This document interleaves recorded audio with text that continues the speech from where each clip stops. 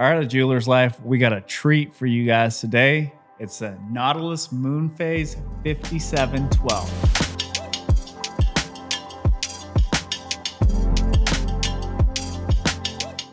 This watch is for my watch gurus, for the real collectors, for the guys that are tired of everybody having a 5711 and you see it from a distance and you just want something a little bit more exclusive, a little different, something that not everybody's going to know about. That's the 5712 Moon Phase. So just a little history on the 5712. One, we all know that it was designed by Gerald Genta. Gerald Genta is the GOAT of watches. I mean, let's call it what it is. He did the Royal Oak. He's done the Nautilus. I mean, the guy's batting at 1,000. All right, so technically this watch was designed to be a sports watch. Now I know you're thinking, who wears a $100,000 sports watch? I get it. I don't think this is a sports watch either. It doesn't look very sporty. Maybe this Nautilus or this Aquanaut that I'm wearing can be sporty, but this Nautilus, probably not. So this watch originally came out in 2006. Now, when I say that Gerald Genta designed this, obviously that was way back when, but this specific reference number, the 5712, is the one that came out in 2006. So what Patek did is they took the original Nautilus design and they essentially squeezed it down to be as thin as possible and did some amazing, honestly, modern horology engineering. So this reference number hasn't had any changes made. Well, I say that, little minimal changes here and there, but for the most part, it stayed exactly the same since 2006. When I say little minimal changes, I mean like, I think from 2020 and up, they have added like an extra button under the near the clasp so that you can extend it out a few lengths, which is nice. And they've done a few little different things here and there, but the general look of this watch has not changed since 2006. And for those of us that love a little bit of horology history, we know that the 5712 came out 1 year after the 3712. Now, the 3712 is kind of like that unicorn where it looks exactly like this. Don't get me wrong, there are a few changes, like the 5712 has 4 dots towards the end of the power reserve rather than 3. And the moon phase on this 5712 is more white and blue versus in the 3712, it was metallic.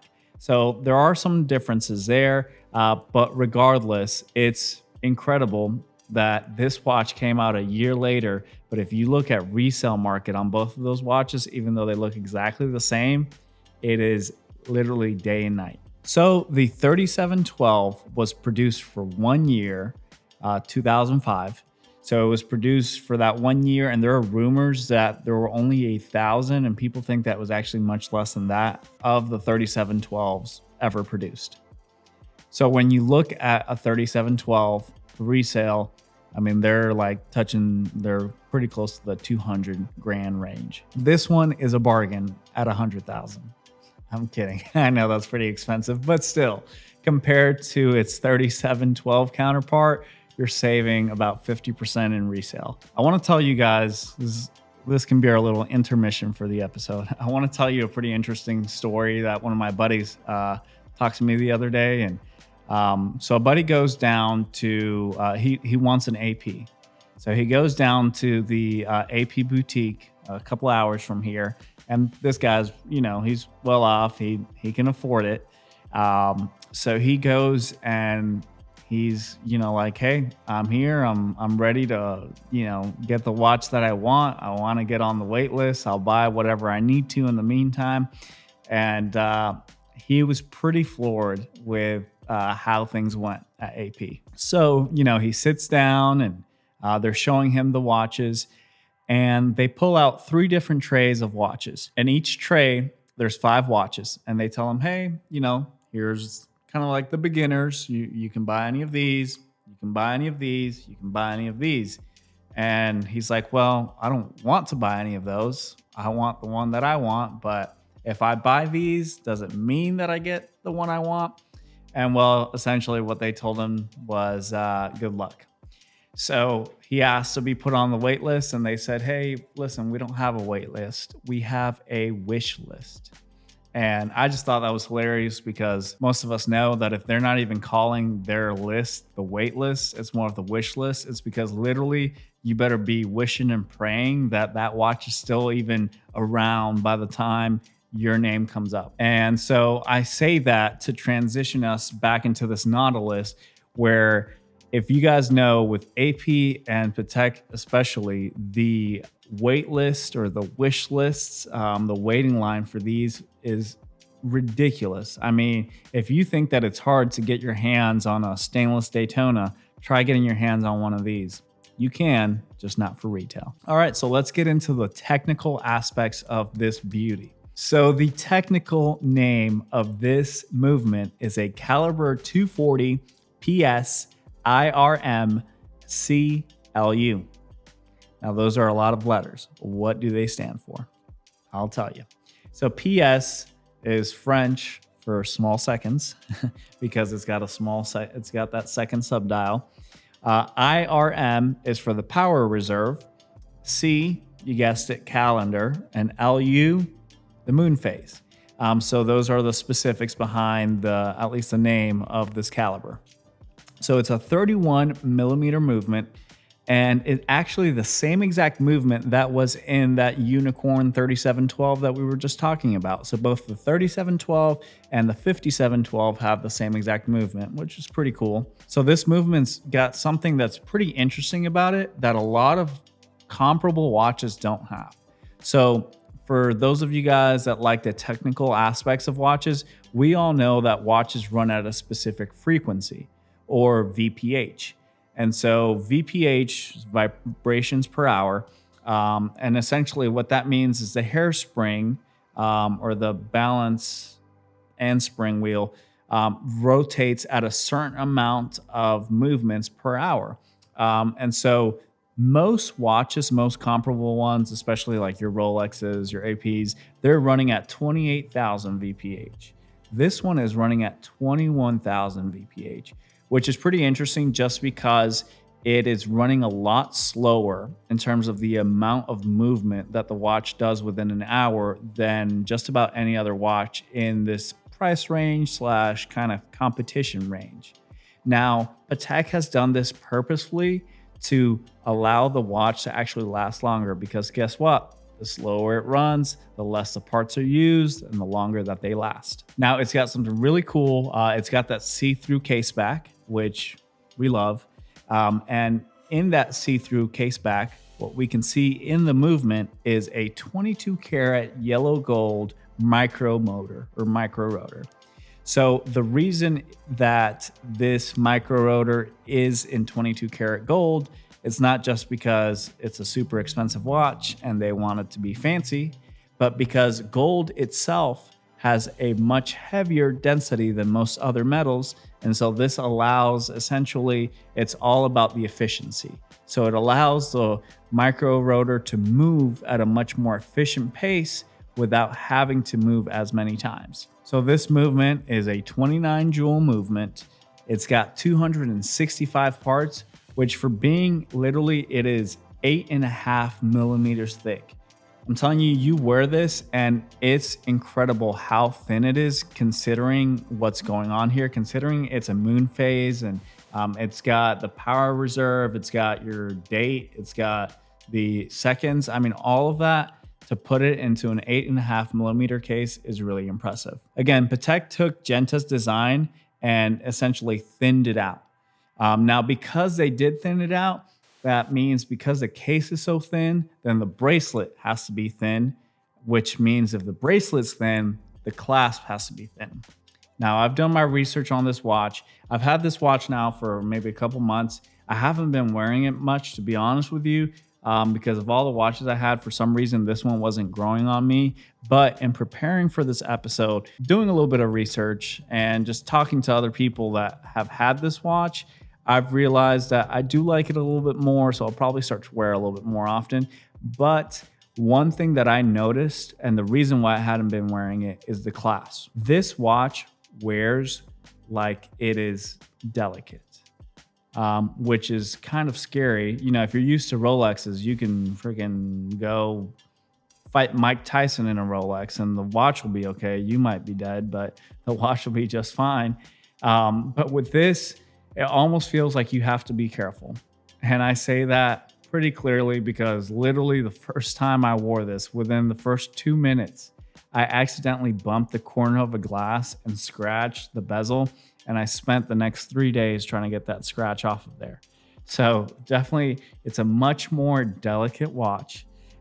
It wears that way. And the clasp, although don't get me wrong, it's Patek engineering. Nothing's going to happen to it. But I always have that kind of just fear of it being so thin and feeling so frail that, you know, that I could snap it.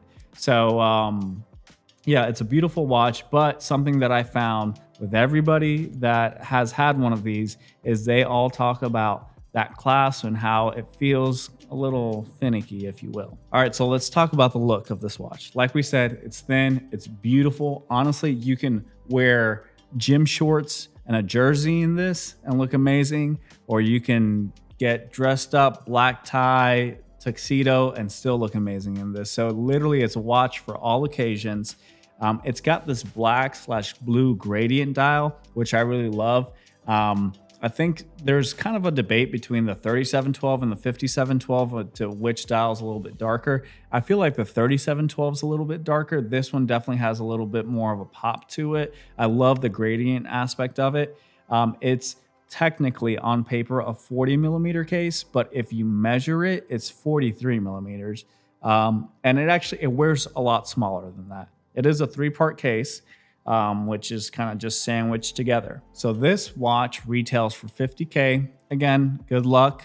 You probably have a better chance of winning the lottery than you do of getting on a wait list and getting this watch. Now, if you're looking in the resale gray market, this watch right now, it's actually relatively affordable. I roll my eyes because it's a $100,000 watch, but it had gone up to about $200,000 at the peak of the watch craziness during COVID. So for its resale history, this is definitely a better time to buy it. Now, I will say this watch, like I said in the beginning, is more for my watch connoisseurs, my watch gurus, the guys that just want to be distinguished because everybody's got a 5711 or you see one, but the 5712 is just a little different. Now, let's keep in mind, it is kind of an acquired taste because the dial is interesting in that it has, none of the dials are proportionate. They're kind of all over the place, the sub dials anyways, and they're different sizes. And but I mean, it's Patek. They knew what they were doing and it all goes together beautifully. I mean, honestly, it's just a stunning watch. So even though symmetrically things aren't perfect, it's still an amazing watch. Now, this watch comes in just this style unless you get a precious metals version. So in the precious metals version, we're talking about rose gold, yellow gold, white gold. Don't know if there's a platinum one, but they have different color dials to go with it. Now, I will say my favorite thing about the Nautilus in general, and probably specifically this one, is the finish on the band, on the watch itself. I mean, I can tell you that the guys at Patek, the techs at Patek, they do an amazing, amazing job. I was actually able to track down a statement by Patek corporate on their description of how it is polished. And I'll read it to you guys because I just think it's, if they're going into this much detail, I mean, you can imagine it is so meticulous. But it says, the polishing alone includes machine sandblasting, lapping, emerizing, felt polishing, satin brushing, and polishing and buffing. After machining, it takes around 55 different hand finishing operations to complete the Nautilus case and bracelet.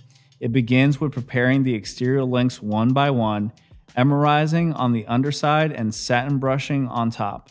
Then preparing the center links one by one, emerizing on the underside, mirror polishing on top. Next is the assembly of the bracelet, fitting the links together and driving in the pins. So you can imagine 55 different hand finishing operations to get this watch. I mean, that is unreal. The amount of detail, the amount of beauty that goes into making this watch look the way that it does, and just the intricacy of it, I will say is stunning. By far, I think, to be honest with you, I think Patek's got everybody beat on that. They just go to a whole different level when it comes to finishing on their watches. So this 5712, we're so excited and so happy that it's here. It is for sale. It's been an amazing watch to at least look at in the showcase every day when I come in every morning. But I will be wearing a little bit more now after this video, just because I've kind of just fallen in love with the details behind this watch. Thank you guys for tuning in. Make sure you subscribe. Make sure you follow us on Instagram. Like our page on Facebook. We have a lot more exciting things coming up. We're going to be sharing some love stories pretty soon. And yeah, just keep in tune for everything. We'll have plenty of more watch reviews and jewelry making videos, a little bit of everything. Till next time, A Jeweler Lives out.